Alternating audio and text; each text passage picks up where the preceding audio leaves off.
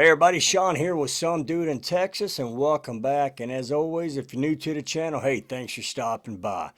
Man, on this collection update, got some killer stuff, man. It's all death metal, so stay tuned.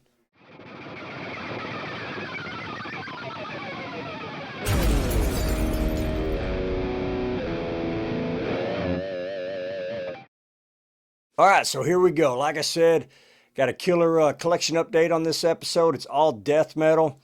First ones are going to be cassettes, and then I am going to wrap it up with the vinyl. Also kind of a album review as well. So let's go ahead and get started here. So first one's on tape. I think these first three, if I remember correctly, I kind of been sitting on these for a while. Kind of forgot about them, and I had to go back and look because I wasn't quite sure if I'd shown them already. But I think I got these from, was it Caligari Records, these first three. But this first one, man, is a band out of Boston. Thanks for Anthony over there at Metal Miners. He did a review on it or a collection update a couple months ago. And thought it was pretty cool. Checked it out, and I liked it. But that's Grotesqueries, and it's Vile Crematory. Crematory? Crematory. Something like that. Yeah, close enough. Cool artwork, man. Love it. But I picked it up on tape. That clear green. I haven't had a real good chance to kind of sit down and really dive into it. But from what I've heard of it so far, man, it is heavy. Definitely kind of got an old school vibe to it. But, I mean, it's got some heavy grooves, some chugs, and definitely some fast blast beats in it as well. And I'm hearing some cool guitar solos.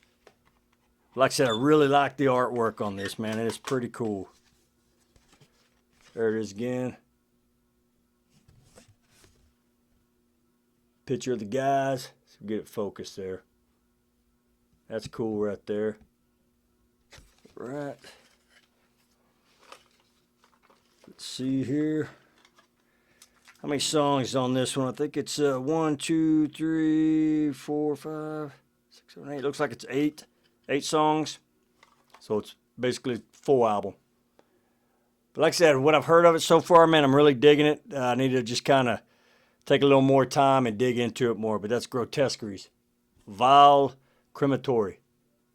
Pretty cool so far. All right.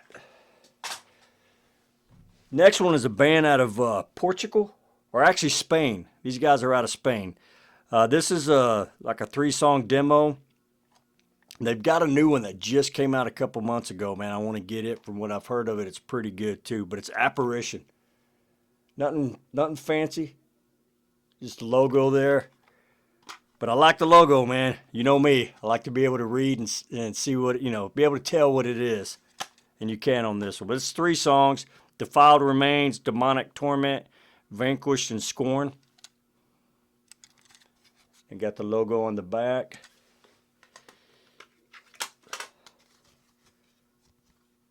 There we go. A little bit of artwork.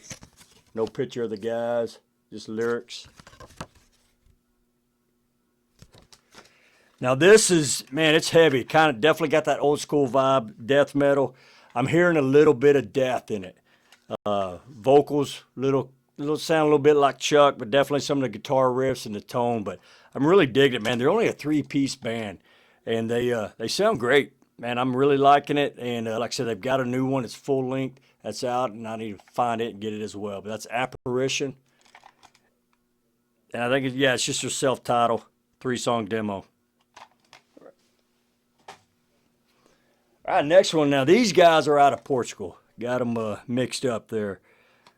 But I saw this, and I thought the artwork was just really cool, right? And I was like, you know how I am, man. You see that artwork, a lot of times it kind of will let you know what the band's going to sound like. And I think they really kind of cover it well.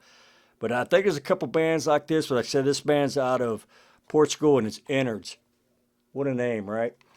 And this is Back from the Grave, Straight in Your Face. And it looks like there's, including the intro, it'll be 1, 2, 3, 4, 5 songs. Tape's kind of a smoke tint. Man, I tell you, the only complaint I'd have about this is the font size and the type of font. They kind of did it in cursive, and as you can see, it's really small. Man, I am old and blind as a bat, man. I cannot read that. I can make some of the words out, but there's a song called The Fog. I can see that one. And it's something about the night of the, but man, you're going to have to look it up. But kind of a smoky tint. And they also included like a little mini poster, which is kind of neat. There we go. Get the glare off. Picture of the guys. And then the artwork, man, it's cool. Open it up a little bit, shows a little bit more of the graveyard. Pretty neat. I like that kind of hand-drawn look, man. That's cool. That dude right there, man, he's pretty gnarly looking. On the back, I guess this is like an alternate cover because it looks like you can flip it. Maybe I got it upside down. Yeah, I got it upside down. There we go. And he's got a picture of the guys right there. But this is definitely got that old school vibe to it as well. Just heavy, really kind of gritty. The vocals got a little bit of a Carcass vibe to it, kind of more of a higher pitch, but he also goes a little lower too, but not, not real low. But just kind of raw, good mix. But man, I'm digging it. Like I said, it's got that old school vibe. I can't really think of anybody to compare them to, but I mean the cover definitely kind of captures the music for sure, man. Killer stuff, liking it. I've heard a little bit of it. Like I said, I got to spend a little more time digging into this as well. But once again, from Portugal, that's Innards. Back from the grave, straight in your face. All right, got another cassette tape here. Now this is from a classic band we all know.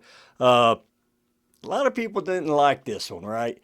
Because I guess they kind of changed their style and kind of went into what is known as, death and roll. But that's Carcass's Swan Song off of Earache. Now, I've came across like an interview, I think it was on Instagram, Earache. I followed them, and I think they posted it, and they were talking about this.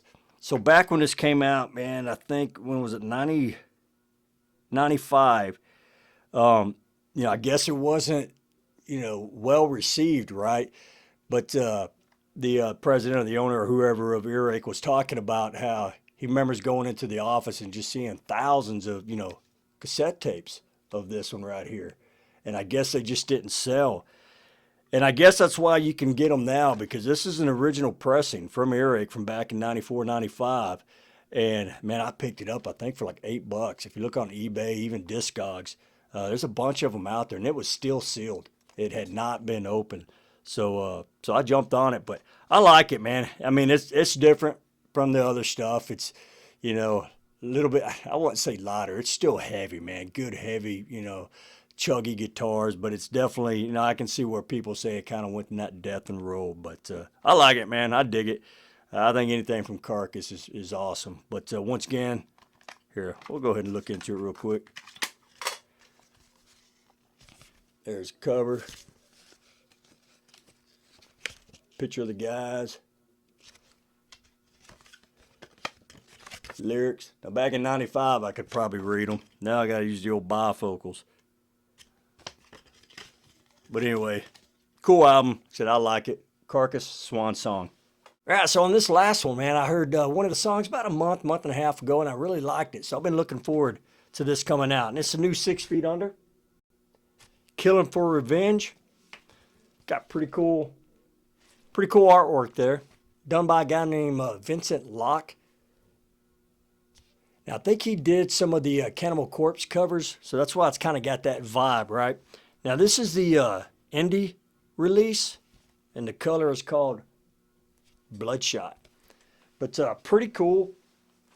Kind of got a watered-down red color swirl. And then the insert, just kind of straightforward. No photo of the band. Got the lyrics on it. But before I get started on this, right, I don't claim to be an almighty, 6 Feet Under fan or know everything about, death metal, right? As I've said before, I've been living under a rock when it comes to death metal for about the past 20, 25 years. So Not real familiar with the band, right? I've heard some things and but I don't know a whole lot, history. I haven't listened to every single album. I've listened to the first one, Haunted. I've listened to that a couple times and I liked it. It kind of had that obituary vibe since Alan West was playing guitar on it.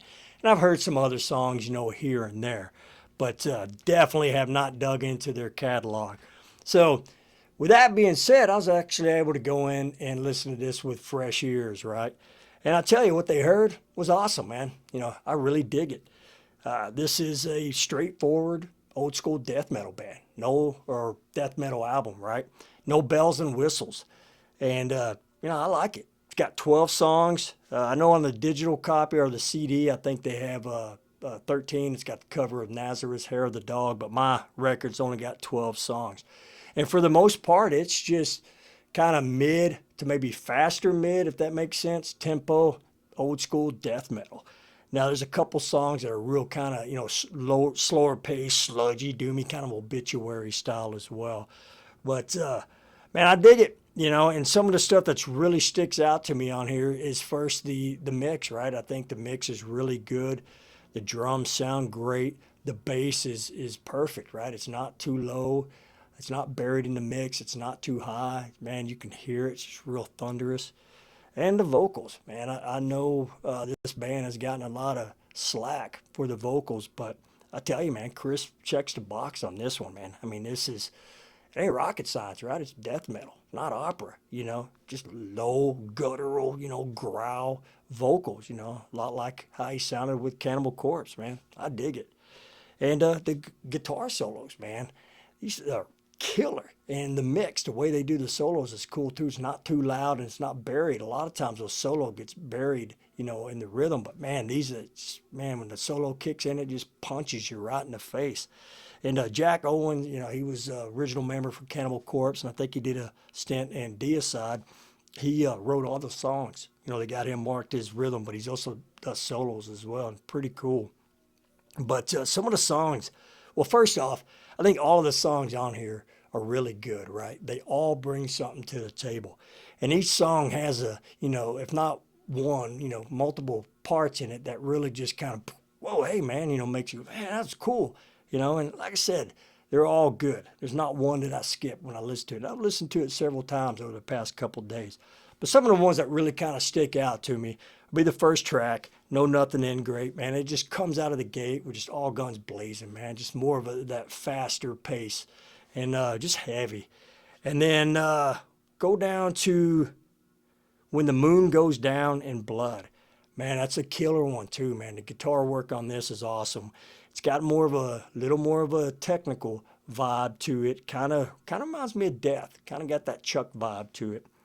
And then Hostility Against Mankind. That's one of the slower pace, sludgy, obituary style. And then the side two, man, is really strong on this as well. If I had to pick one song as my favorite on here, I think it'd be the first song on side two, and that'd be Fit of Carnage, man. That main riff and the intro riff is just awesome, man. It's just kind of a open chord, just real fast alternate picking, and then he's hitting some bar chords, but it's accented, by the drums, and it's like taking a combination from Sugar Ray Leonard, right? It's like bam, bam, bam, bam, bam, bam, bam, bam, just punches you straight in the face, man, and in the gut, man. It's killer, man. I like it. And then Neanderthal is that another kind of, sludgier, slower paced song, heavy, got some chugs and some cool riffs in it. And then Judgment Day is, kind of similar to Fit of Carnage, kind of got that same vibe on the intro, man, just cool stuff. And then Bestial Savagery, hopefully I said that right. Man, that has got a killer main riff to it, man. It is just real thick and heavy sounding, man. It just sounds like a wall of guitars, man. It's awesome. And even the last song, Spoils of War, is just killer on this. But man, once again, like I said, I think it's, I'm not real familiar with the band and their catalog, but I don't think they're known for being a real technical, brutal type, Suffocation or technical like Death or anything like that, man. But I think, you get what you get, man, and it's awesome. It's just a straightforward, old school death metal. Like I said, kind of stripped down, no bells and whistles, man. And now, I really dig it. All right, well, hey, man, that wraps up this episode. And I appreciate y'all taking time out of y'all's life and day to watch my little channel, man. It really means a lot to me. And until next time, y'all take care.